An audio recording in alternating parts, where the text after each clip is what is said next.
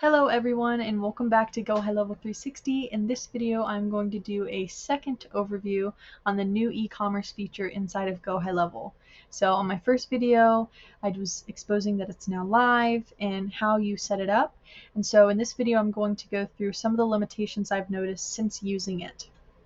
So to get started, the first limitation, or rather error, that I've noticed that some people might be confused on is after you've created your e-commerce store, you might have gone to preview the checkout page and you might not have had the payment section right here. So it might have been cut off at this line and up.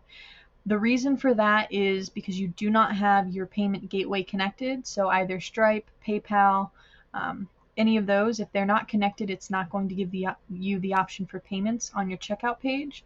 So all you need to do to fix that is go into payments, go into integrations, and go ahead and integrate one of the payment gateway options.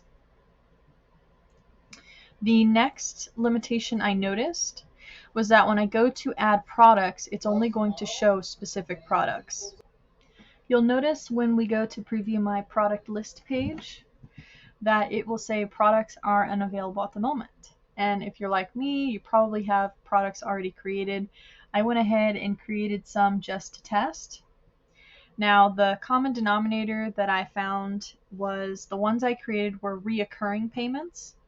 So reoccurring $50, and they wouldn't show up under the product listings with the e-commerce store. So if you go ahead and change it to a one-time payment, and go ahead and save, go back to your product list page and refresh, you'll notice that it will show up. So for whatever reason right now with e-commerce, you're limited to one-time payment products, not reoccurring. So that's another thing that I realized as I was kind of going in and playing with it.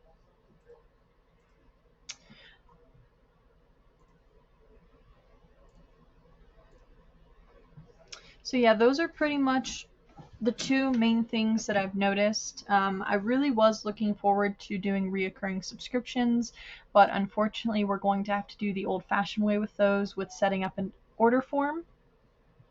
So for now, if you are selling snapshots or features, functions, different services and stuff for HighLevel, you're going to have to do it based on one time if you're using the e-commerce, or you can go ahead and create your own. So for an example, if we wanted to, we could go ahead and go to our home page. I'm going to add in one of my section templates. So you could add in something like this to your website, and then you could have the image action to go to another URL, or you could add a button to take you to another page. And then basically what you would need to do is you would have to create individual pages for each snapshot or product if you are selling it based on a reoccurring subscription. So as an example, we can go ahead and clone the product details page. I wonder if it'll let me. It will not let me clone. So let's go ahead and just clone our original page. Okay, and from here we're going to go in.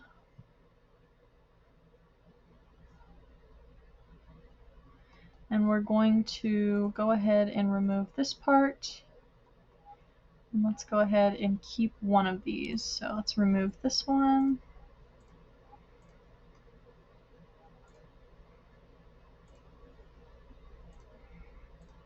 Okay, let's add in an order form. All right. Actually, we might want to do a two-step for this one. Might be a better look. Okay, that's a little bit better.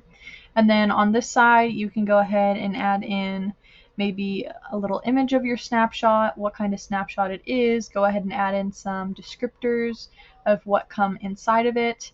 And then we can relabel this at the top.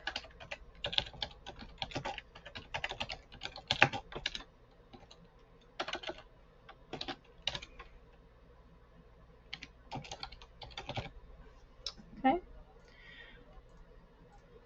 Alright, so that would pretty much be how you would do this one, and then once you have your page created, you would need to go back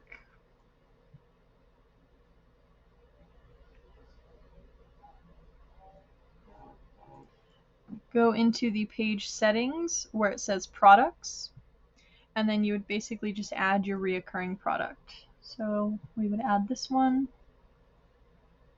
Go ahead and save. So now when you go to preview the page, you'll see, of course, your description that you have filled out, and somebody will be able to purchase it on a reoccurring subscription. So yeah, so far with e-commerce, I'm really excited to get using it. It's just there's a few things that I need to get used to. I'm sure as I go along with it, there will be some things that I need to adjust and more things that I'll learn in terms of different bugs and what I can and cannot do with it. If you have any questions or if you've noticed anything with it, go ahead and leave a comment down below. I hope you enjoyed this video. I hope it was helpful to you. If you liked it, feel free to subscribe, like this video. Thank you for watching.